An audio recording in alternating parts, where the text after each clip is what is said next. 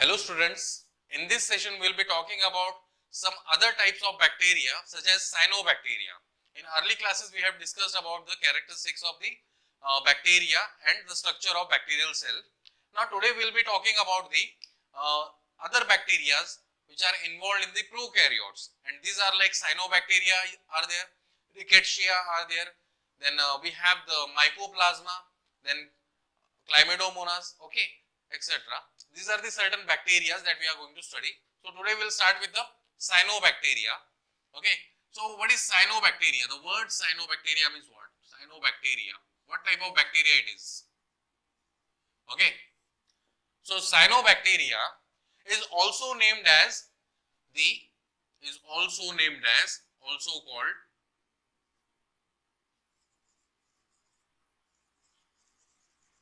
blue-green algae. Blue-green algae. So what is blue-green algae? It is a type of bacteria which is photosynthetic. Now the thing is that these are also referred as the first organisms to evolve the oxygen, because when origin of life was seen onto the earth, the atmosphere of the earth was not suitable for growth and development of the organisms, as it was not having sufficient amount of molecular oxygen. So these were the first organisms to perform photosynthesis and to evolve the oxygen into the atmosphere. Okay, so cyanobacteria, they are capable of performing photosynthesis, and they uses the raw material for the photosynthesis as sunlight and water as raw material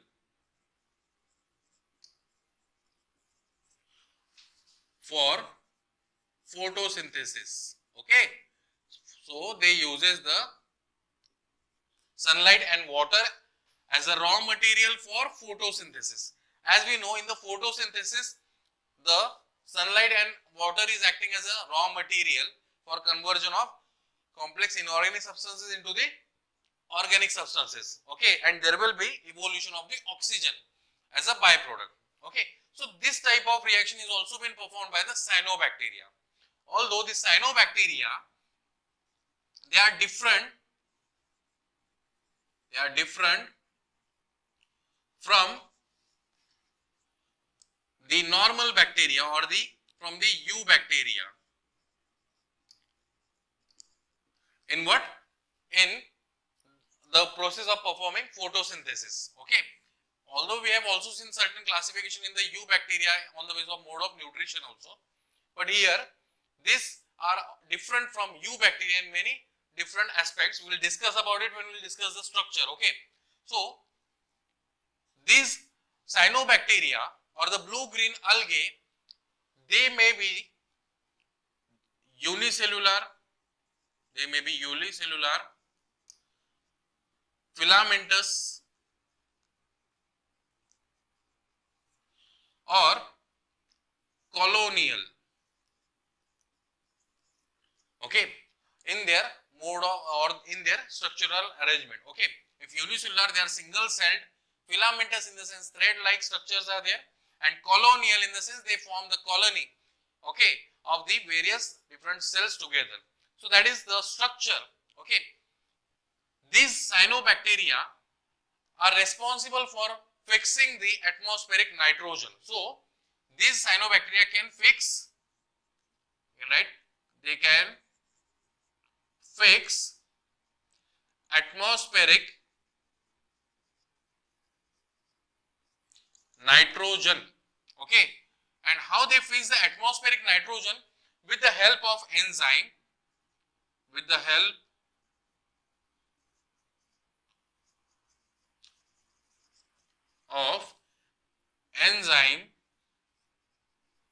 nitrogenase. Okay, nitrogenase. Now, to work this nitrogenase enzyme or to perform the process of nitrogen fixation, this nitrogenase enzyme requires the anaerobic condition. Okay, Now the question arises, as this bacteria is photosynthetic, okay, although it will be performing the photosynthesis in presence of air only, so how it is capable of converting atmospheric nitrogen into usable form under anaerobic condition? That is the main question, because we can answer this question. How? Its structure is responsible for performing such an action. If we take an example of some cyanobacteria, like we have the nostoc filament, okay. The name filament, why it is given? Because the structure is filamentous. We look after the structure, so it consists of a filamentous structure.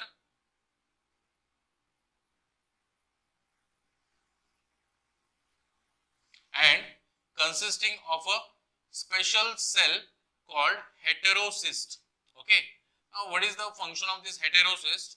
Is their walls are too thick. Okay, their walls are thick, so they will be responsible for performing the what we say anaerobic type of condition to work this nitrogenous enzyme properly. Okay, so this will be the other cells, okay, filamentous cells, and this will be called as the heterocyst. Okay, heterocyst, a different type of cell is there, and this structure also differs the cyanobacteria from the eubacteria. Okay, we have some more examples of cyanobacteria. Other than nostoc, we have Anabaena, we have Oscillatoria. Okay, these are the examples. In Oscillatoria, there is absence of the heterocyst. Okay, although they are capable of fixing the atmospheric nitrogen. It is not compulsory that they should have the heterocyst, but it is the cell which is differentiating this bacteria from the eubacteria again. Okay, now let's look after the structure. Okay, structure of the bacteria. Structure of this bacteria. Okay, so if we look after the structure, it is similar to the eubacteria in terms of having peptidoglycan layer in their cell wall. Okay, so they consist of a thick layer of peptidoglycan.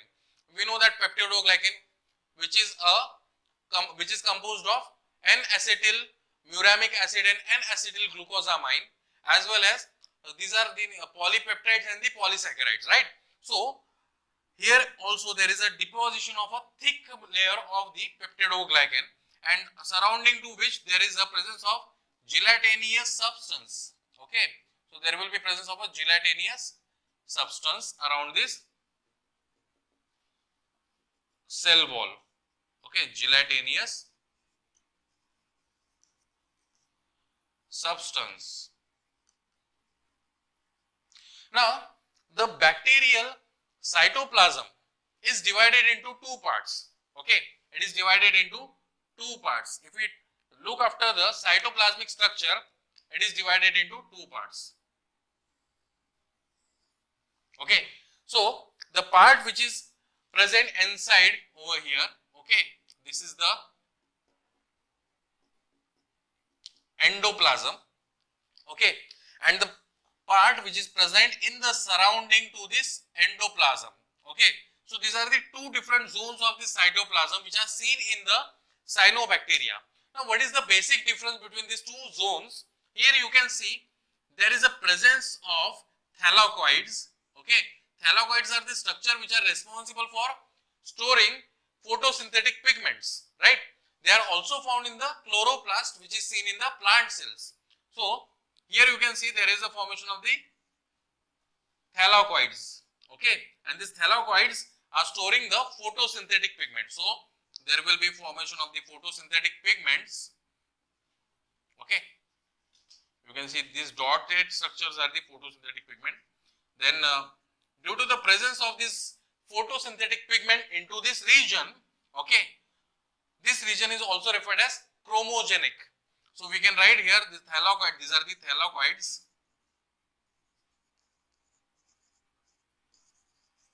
Okay, then this part of the cytoplasm is referred as chromogenic. Okay, and the internal part of the cytoplasm Okay, it is colorless. It doesn't have any kind of color, as it doesn't have any kind of photosynthetic pigment inside it. Okay, so it is colorless. You can write colorless endoplasm. So it is present inside, okay, or it is the inner part of the cytoplasm, so called endoplasm. Okay, this outer membrane can be referred as a cell wall. Now, the endoplasm of these bacteria consisting of the single circular DNA,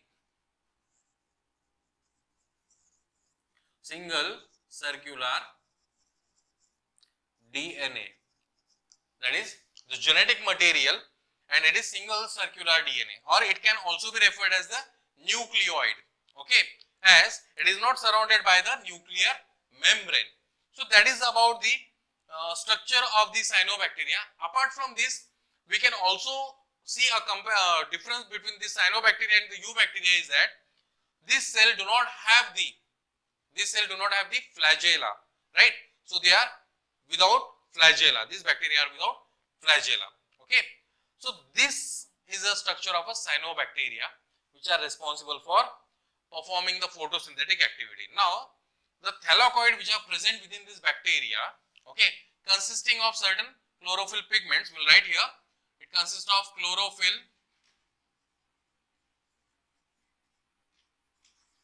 okay, then it consists of carotenoids,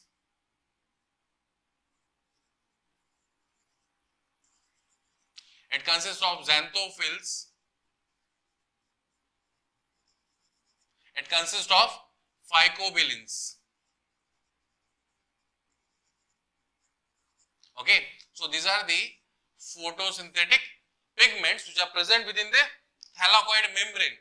Okay, and due to appearance of green color, okay, they glow or they show the chromogenic property. Chromogenic means the cells which are having the color pigments. Okay, so this is about cyanobacteria. I hope you have understood this part. If you have any doubts or queries, you can WhatsApp me personally. Okay, in the next part we will be talking about the mycoplasma and viruses and some other bacteria like Rickettsia and their economical importance. Thank you.